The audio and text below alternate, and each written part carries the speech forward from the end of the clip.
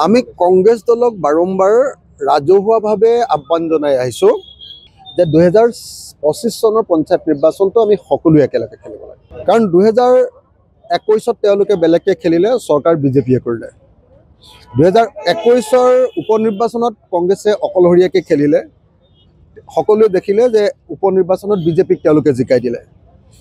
তাৰপিছত আমি একেলগে খেলিলোঁ হেৰিয়াত কি কয় আপোনাৰ লোকসভাত, তাত আমি ভাল ফলাফল পালোঁ। কিন্তু লোকসভাটো আমাক ঠগিলে, কাৰণ আমি এটা সমষ্টি বিচাৰিছিলোঁ, তেওঁলোকে দিবলৈ প্ৰস্তুত নহ'ল। তাৰপিছত আকৌ উপনিৰ্বাচন 2024 আকৌ উপনিৰ্বাচন হ'ল, তাতো তেওঁলোকে আমাৰ বিৰোধী পক্ষৰ 16টা দলক ঠগিলে, প্ৰবঞ্চনা কৰিলে, প্ৰতাৰণা কৰিলে। এতিয়া 4বাৰ এতিয়ালৈকে কংগ্ৰেছ দলে প্ৰতাৰণা কৰিছে। আকৌ যদি পঞ্চায়ত নিৰ্বাচনত প্ৰতাৰণা কৰে, তেতিয়া কংগ্ৰেছ দলৰ প্ৰতি মানুহৰ আস্থা আৰু আমাৰ বিৰোধী দলবিলাকৰ আস্থা ক'ৰ পৰা থাকিব? আমাৰ বিৰোধী দলবিলাকৰ আস্থাই নাথাকিব।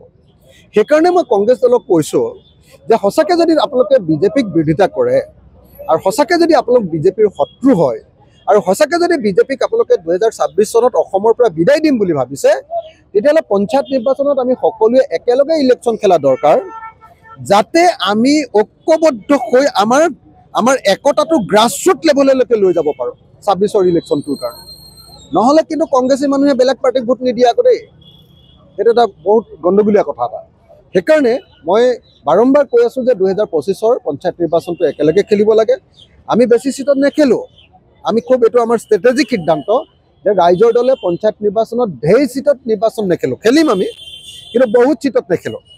তো গতিকে কংগ্ৰেছৰ লগত আমাৰ কোনো ধৰণৰ কাজিয়াও নহয়, এইটো ক্ষেত্ৰত চিট ভাগ বিতৰণ কৰাক লৈ আমাৰ বিশেষ কাজিয়াও নহয়। কিন্তু কংগ্ৰেছে যদি এই কথাটো নামানে আৰু কংগ্ৰেছে যদি অকলশৰীয়াকৈ নিজৰ সংগঠন অকল বৃদ্ধি কৰিবৰ কাৰণে য'তে ত'তে, যেনেকৈ উপনিৰ্বাচনবিলাকত চিট দি দিলে য'তে ত'তে, প্ৰত্যেকটো ক্ষেত্ৰতে আপোনালোকে দেখিছে যে AIDFক লগত লৈ 21 তেওঁলোকে আমাক লাট মাৰি দিলে। তো এই কাৰবাৰবিলাক প্ৰত্যেকবাৰে কৰি থাকে, তেতিয়াহ'লে অসমৰ মানুহে ক'ত কংগ্ৰেছক বিকল্প হিচাপত ল'ব? গতিকে মই আশা কৰিছোঁ যে কংগ্ৰেছ দলে সঠিক সিদ্ধান্ত গ্ৰহণ কৰিব আৰু 2025 চনৰ পঞ্চায়ত নিৰ্বাচন আমি একেলগে খেলিম। আৰু পঞ্চায়ত নিৰ্বাচনতো ঠগিব, উপনিৰ্বাচন দুটাতো ঠগিব, লোকসভা নিৰ্বাচনতো ঠগিব, 21 বিধানসভা নিৰ্বাচনতো ঠগিব। 5টা নিৰ্বাচনত থকাৰ পাছত 26ত যে তেওঁলোকে নঠগিব কোনো গেৰাণ্টি নাই। গতিকে আমি ভাবোঁ যে পঞ্চায়ত নিৰ্বাচনত যদি একতা নহয়, তেতিয়া 26তো আমিও বিবেচনা কৰি চাম তেওঁলোকৰ লগত থাকোঁ নে নাথাকোঁ। মই ডেফিনেটলি শিৱসাগৰ বিধানসভা সমষ্টিৰ পৰা নিৰ্বাচনত অৱতীৰ্ণ হ'ম, আৰু সেইটো বেলেগ একো কাৰণত নহয়। আমাৰ দলে সিদ্ধান্ত লৈছে যে 2021 মোৰ বিপদৰ সময়ত শিৱসাগৰ মানুহে মোক জিকালে। মই যোৱা 4 বছৰ শিৱসাগৰ মানুহক 3.5 বছৰ মই ছাৰ্ভিচ দিলোঁ। এই ছাৰ্ভিচ দিয়া সময়খিনিত মই যিমান দিব লাগে সিমান ছাৰ্ভিচ দিব পৰা নাই, কাৰণ মই বিৰোধী দলৰ বিধায়ক। কিন্তু 2021 আমি চৰকাৰ গঠন কৰিবৰ কাৰণে সকলোৱে মিলি বিৰোধীবিলাকে আমি চৰকাৰ গঠন কৰিবৰ কাৰণে লাগি আছোঁ। 21 যদি সঁচাকৈ আমি চৰকাৰৰ পাৰ্ট হওঁ, তেতিয়াহ'লে মই শিৱসাগৰক পূৰা দি থৈ যাব পাৰিম। সেইকাৰণেহে আমি আহ্বান জনাইছোঁ, সেইকাৰণেহে আমি সিদ্ধান্ত লৈছোঁ যে 21 মই 26 আমি শিৱসাগৰত আকৌ খেলোঁ। 21 যেনেকৈ খেলিছিলোঁ, 21 খেলি যিমান কৰিব লাগিছিলে সিমান কৰিব পৰা নাই, কাৰণ মই বিৰোধী বিধায়ক। চৰকাৰৰ যেতিয়া পাৰ্ট হ'ম, পূৰা শিৱসাগৰ বনাই পেলাম। সেইকাৰণে 26 মই শিৱসাগৰৰ পৰা খেলিম, আৰু শিৱসাগৰৰ পৰা খেলি চৰকাৰৰ পাৰ্ট হৈ শিৱসাগৰখনো একদম সম্পূৰ্ণ বনাই পেলাবলৈ চেষ্টা কৰিম। যিমান ডেভেলপমেণ্টৰ কাম আছে সকলোবিলাক কৰি থৈ যাম, যাতে মোক বিপদৰ সময়ত দিয়া মোক যিটো তেখেতসকলে যিটো স্বীকৃতি দিলে, শ্ৰদ্ধা দিলে, মৰম দিলে, তেখেতসকলে তাৰ এটা অন্তত সকলো সম্পূৰ্ণ দিয়াটোতো সম্ভৱ নহয়, এইটোতো সাংঘাতিক তেনেকুৱা ধৰণৰ আৰু কেতিয়াও নাথাকেই।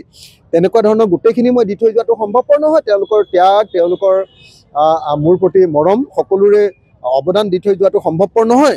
কিন্তু মই ভাবোঁ যে 26ত যদি জিকিব পাৰোঁ আৰু 26ত যদি চৰকাৰৰ পাৰ্ট হওঁ, ডেফিনেটলি মই শিৱসাগৰৰ কাৰণে বহুত কাম কৰি যাব পাৰিম, কাৰণে 26ত মই শিৱসাগৰৰ পৰা খেলিম।